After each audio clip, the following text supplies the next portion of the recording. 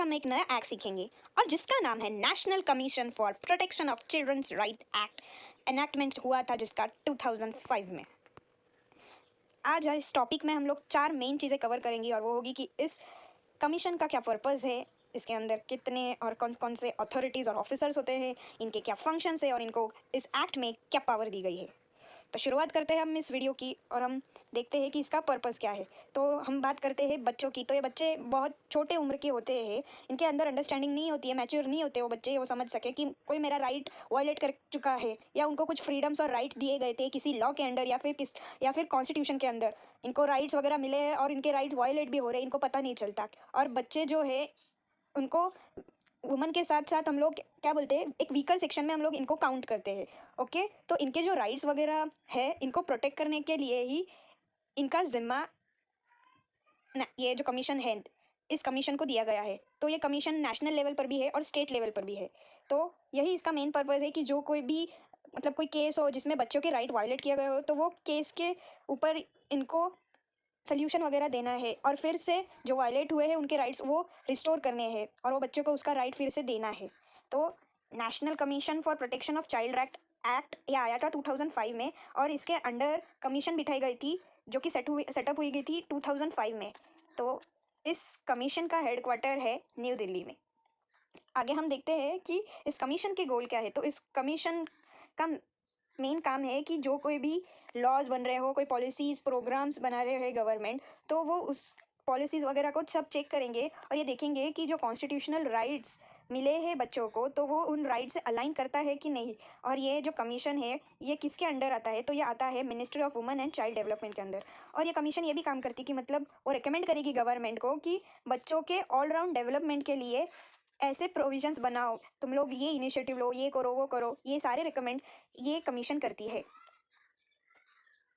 अब हम इसका कंपोजिशन देखेंगे। तो सेक्शन 3 बताता है कि ये जो एनसीपीसीआर होगा नेशनल लेवल पर, तो इसको नेशनल लेवल पर कॉन्स्टिट्यूट कौन करेगा, तो सेंट्रल गवर्नमेंट। और अगर ये स्टेट लेवल पर होगा तो इसकी स्टेट गवर्नमेंट सेटअप करेगी।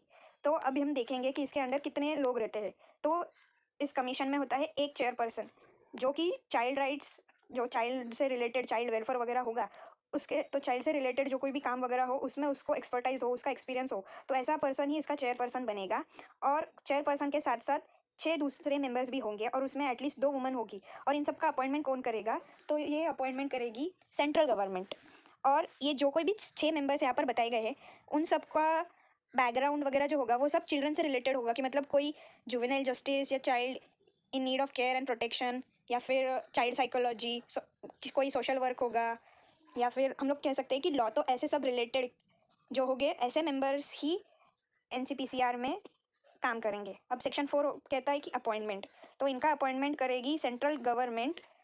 और वो सेंट्रल गवर्नमेंट एक कमेटी सेटअप करेगी किसके अंडर, तो वो ministry of women and children के चेयरमैन के अंडर एक कमेटी बिठाई जाएगी जो सिलेक्ट करेगी मेंबर्स को। आगे सेक्शन 5 इस कहता है कि कितने साल के लिए इनका कामकाज रहेगा। तो चेयरपर्सन 3 साल तक के लिए चेयर पर रहेगा और उसका रिटायरमेंट एज होगा 65 ईयर्स। मेंबर के लिए इन्होंने बताया है कि 3 ईयर्स और वो रिटायर हो सकते हैं 60 ईयर्स। और वो कभी भी रिज़ाइन कर सकते हैं, तो उनका रेजिग्नेशन जो लेटर होगा वो रिटर्न में होगा और वो किसको देना है, तो वो सेंट्रल गवर्नमेंट को देना है। और यहाँ पर ये भी बताते हैं कि वो मतलब एक बार अगर मैं चेयरपर्सन बन गई तो मुझे ज़्यादा से ज़्यादा कितने बार चेयरपर्सन बनने का चांस होगा, तो वो है 2 साल के लिए। 2 साल मतलब 2 बार के लिए, 2 बार से ज़्यादा मैं बन नहीं सकती। मतलब जैसे कि हमारे पीएम अभी 3rd टाइम सिलेक्ट होके आए हैं, तो वैसे यहाँ पर 3rd टाइम ऐसा कोई हम लोग सिलेक्ट कर नहीं सकते, यहाँ पर सिर्फ 2 टाइम्स हमको सिलेक्ट किया जाएगा। सेक्शन 6 कहता है कि सैलरी, ये जो भी उनको पेमेंट होगी सैलरीज प्रमोशन वगैरह जो कोई भी है तो वो सेंट्रल गवर्नमेंट जैसे डिसाइड करेगी वैसा ही होगा। सेक्शन 7 बोलता है कि चेयरपर्सन और मेंबर्स को ऑफिस से कैसे निकाला जा सकता है। अगर मतलब कोई इंसान ने उसके ऑफिस का अब्यूज़ किया गया हो, मतलब जो उसके पावर है उसका मिसयूज़ कर रहा है वो, तो ऐसे सिचुएशन में उसको उसके ऑफिस से निकाला जा सकता है। और इधर दूसरे भी ग्राउंड्स दिए गए हैं कि किस बेसिस पे उनको निकाला जा सकता है, कि मतलब वो इंसॉल्वेंट प्रूव किए जा रहे हैं या ऑफिस, मतलब ये जो कमीशन का ऑफिस है उनके अलावा भी बाहर उनका अपना खुद का कोई एक्स्ट्रा काम है जहाँ से उनको सैलरी वगैरह या फिर वो बिजनेस उनका खुद का हो, तो यहाँ पर ड्यूअल एम्प्लॉयमेंट अलाउ नहीं है। और एक ग्राउंड है कि convicted for the offence involving moral turpitude, इन्होंने कुछ ऐसा ऑफेंस किया गया हो जिनके लिए उसको कन्विक्शन मिल रही है, या फिर वो एक कोर्ट के द्वारा डिक्लेयर किए जा रहे हैं कि वो अनसाउंड माइंड का पर्सन है। और जो ये कमीशन की मीटिंग हो रही है तो ये without any reason 3 consecutive meeting, मतलब 3 लगातार मीटिंग, मतलब 1 मंथ में अगर 1 मीटिंग हो रही है तो वो लगातार 3 महीने अगर वो 3 कॉन्सिक्यूटिव मीटिंग में एब्सेंट रह रहा है तो वो ऑफिस से रिमूव कर दिया जाएगा। और यहाँ पर हम लोग ऐसे ही उनको रिमूव नहीं कर सकते हैं, हमको principle of natural justice follow करनी पड़ेगी। प्रिंसिपल ऑफ नेचुरल जस्टिस ये कहती है कि किसी भी पर्सन को बिना सुने हम लोग सज़ा नहीं दे। सेक्शन 8 कहता है कि वैकेटेड ऑफिस, तो ये वैकेंसी किसके कारण आ सकती है, तो इसके 2 रीज़न हो सकते हैं। या फिर वो इंसान या जो ऑफिसर या चेयरपर्सन जो कोई भी हो उसने खुद ने रिज़ाइन दिया है, या फिर उसको निकाल दिया गया है, या फिर डेथ के कारण भी तो वैकेंट उसका ऑफिस हो सकता है। तो ऐसे सिचुएशंस में 90 डेज़ के अंदर फ्रेश अपॉइंटमेंट करनी पड़ेगी। और जो पर्सन अपॉइंट किया गया है तो उसका टेन्योर कितना होगा, कि मतलब अगर 3 साल का, हमने देखा है कि 3 साल का टेन्योर है और जो चेयरपर्सन या फिर कोई मेंबर था वो 1.5 साल में रिज़ाइन कर दिया या फिर उसको निकाल दिया 1.5 साल में, तो जो नया अपॉइंट किया गया है उसका अभी टाइम पीरियड कितना रहेगा, वो बच्चे कुछ 1.5 साल के लिए काम करेगा। ओके। सेक्शन 9 कहता है कि वैकेंसी नॉट इनवैलिड, अगर कोई वैकेंसी है तो वो कमीशन की प्रोसीडिंग्स मीटिंग्स वगैरह के लिए इनवैलिड नहीं मानी जाएगी। आगे सेक्शन 10 बोलता है procedure for transaction of business, तो ये कमीशन के अंडर ये जो चेयरपर्सन है और जो मेंबर्स है वो उनको कामकाज डिसाइड करने के लिए मीटिंग तो लेने पड़ेगी। और ये मीटिंग कौन बुलाएगा, तो ये मीटिंग बुलाएगा चेयरपर्सन जब उसको लगे कि अभी अर्जेंसी है, इमरजेंसी है बुलाने के लिए, या टॉपिक इंपॉर्टेंट है डिस्कस करने के लिए। तो इसीलिए वो जब चाहे उसको, मतलब पावर दिया गया है चेयरपर्सन को कि उसको जब ठीक लगे वो मीटिंग बुला सकता है। और जो डिसीजन होगा तो वो अकेला नहीं ले सकता, उसके लिए वोटिंग की जाएगी और जो मेजॉरिटी वोट्स होंगे तो मेजॉरिटी के बेसिस पर ही डिसीजन लिए जाएंगे और सबको वोट का अधिकार है।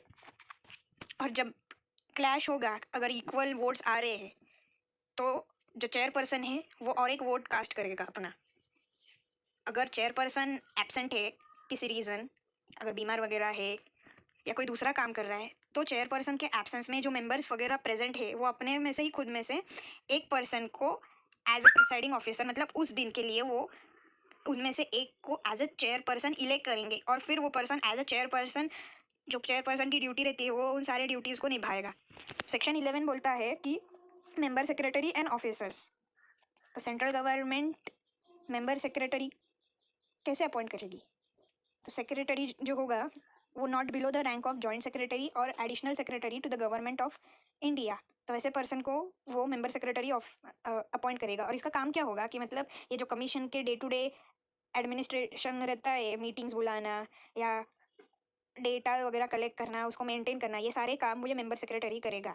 सेक्शन 12 बोलता है कि salaries allowances to be paid out of grants, तो ये किस वे से इनको सैलरीज वगैरह मिलेगी ये डिटेल में दिया गया है सेक्शन 27 में, जो कि हम आगे देखेंगे। सेक्शन 13 क्या बोलता है कि इस कमीशन का काम क्या है, तो हमको मालूम है कि ये कमीशन स्पेशली बच्चों के लिए बनाया गया है, तो ये बच्चों से रिलेटेड ही काम करेंगे कि मतलब जो लॉज और कॉन्स्टिट्यूशन में जो प्रोटेक्शन दिए गई है तो ये प्रॉपरली फॉलो किए जा रहे हैं कि नहीं, इसको एग्जामिन करेगा और ये गवर्नमेंट को रिकमेंड करेगा कि मतलब ये एक्ट के जो प्रोविजंस हैं ये इफेक्टिवली कैसे इंप्लीमेंट करे, और रिकमेंड करेगा कि कुछ वायोलेशंस वगैरह हो रहे हो किसी बच्चे के या फिर एक से ज़्यादा बच्चों के एक जगह पर एक रीजन में कुछ वायोलेशन हो रहा है, बच्चे अफेक्ट हो रहे हैं, तो उन बच्चों के केसेस में क्या हमको मेजर लेनी है।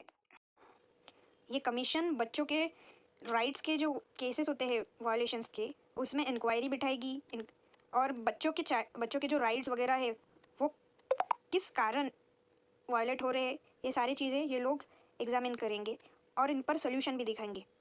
तो ये जो कमीशन है ये और एक काम करती है कि चाइल्ड राइट में रिसर्च प्रमोट करती है। ये जो कोई एनजीओ वगैरह होगा इसको ये मोटिवेट करती है कि बाबा आप लोग रिसर्च करो, ग्राउंड रिपोर्ट आप लोग हम तक ला के दो, फिर हम लोग उसको स्टडी करके फिर इस पर सोल्यूशंस क्या है वो सब हम लोग डिस्कस करेंगे।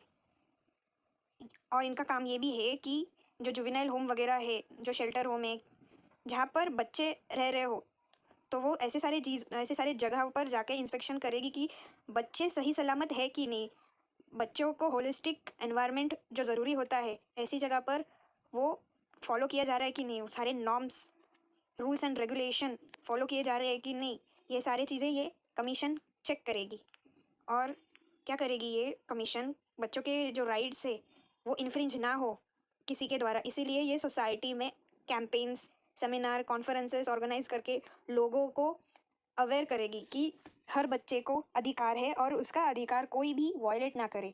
और फिर ये कमीशन और भी बहुत सारे काम करती है कि मतलब जो इंटरनेशनल कन्वेंशंस की इंडिया ने साइन किया है ऐसे कन्वेंशन, मतलब हम लोग का जो आईएलओ के कन्वेंशंस है, मिनिमम एज कन्वेंशन है, यूनिसेफ वगैरह, जिनके साथ भी इंडिया का टाई अप है। तो ऐसे सारे ट्रीटीज़, पॉलिसी, प्रोग्राम्स को स्टडी करके रिपोर्ट करती है। फिर स्टैटिस्टिकल रिपोर्ट्स वगैरह डेटा प्रेजेंट करती है, रिसर्च रिपोर्ट्स लिखती है और फिर वो सेंट्रल गवर्नमेंट को प्रेजेंट करती है, रिकमेंड करती है कि क्या क्या हम लोग को फॉलो अप एक्शन लेने हैं in case of child right violations. Section 14 क्या कहता है कि ये कमीशन एक सिविल कोर्ट की तरह एक्ट करेगा बच्चों के चाइल्ड से रिलेटेड। और इनको पावर है कि मतलब ये जो केसेस हुए हैं चाइल्ड राइट्स वायोलेशन के, तो उसमें कुछ डॉक्यूमेंट, प्रूफ, एविडेंस के लिए कोई भी पर्सन या कुछ डॉक्यूमेंट की ज़रूरत हो तो वो उस डॉक्यूमेंट या फिर वो उस इंसान, वो सिर्फ विटनेस को प्रोड्यूस करने के लिए वो बुला सकता है और वो विटनेस को भी एग्जामिन कर सकता है। अगर कोई इंसान ने वो वायलेट किया गया तो उस इंसान को भी कोर्ट में बुला सकता है समन्स भेज के। सेक्शन 15 क्या कहता है कि पोस्ट इंक्वायरी स्टेप्स।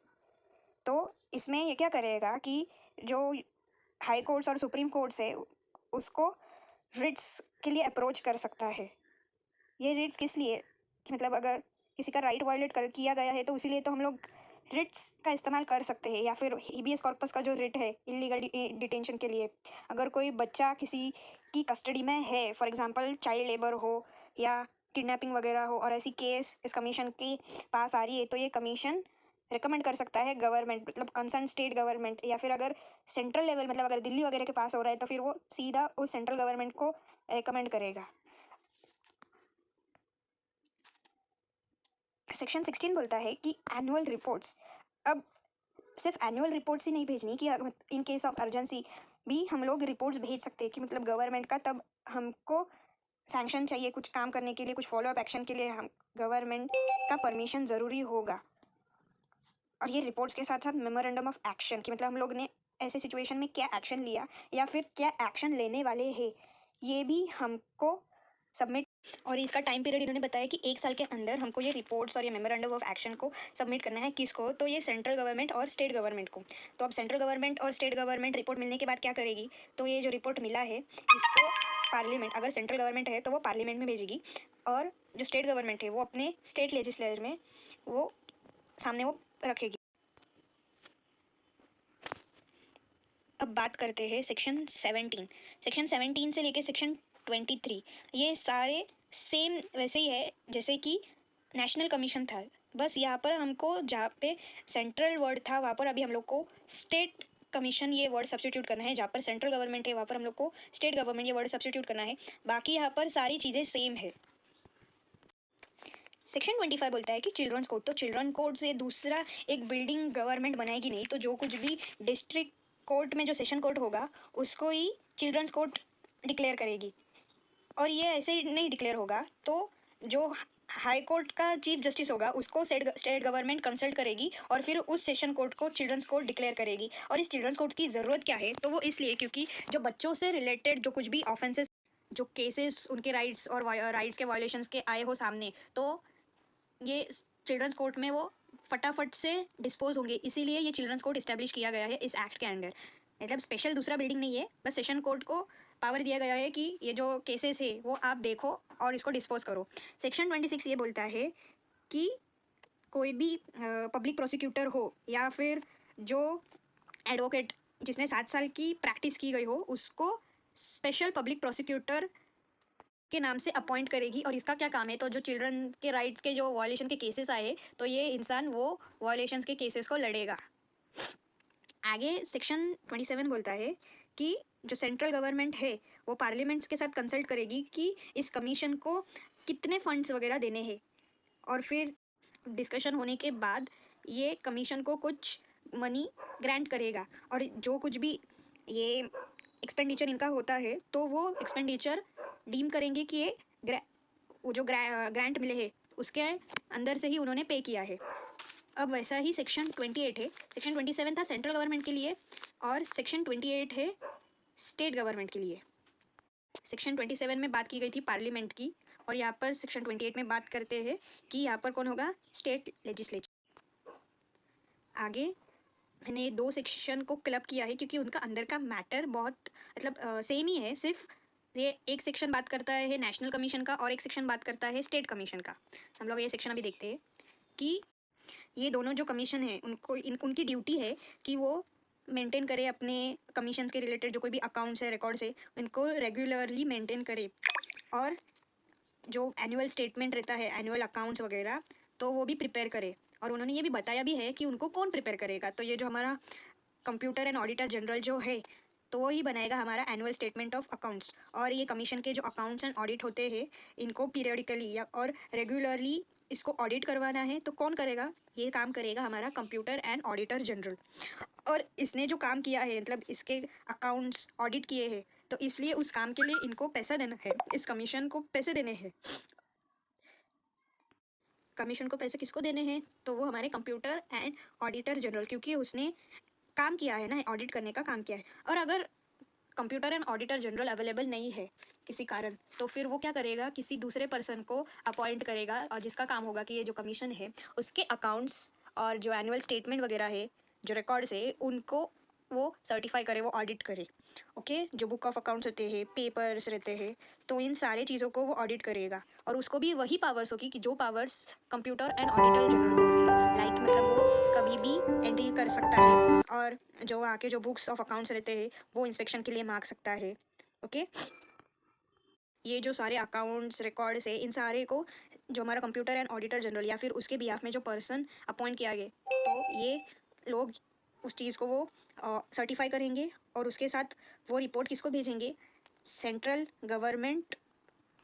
और फिर सेंट्रल गवर्नमेंट क्या करेगी, वो पार्लियामेंट के दोनों हाउस के सामने वो प्रोड्यूस करेगी। और अगर बात स्टेट कमीशन की है तो फिर वो स्टेट लेजिस्लेचर के सामने प्रोड्यूस करेगी।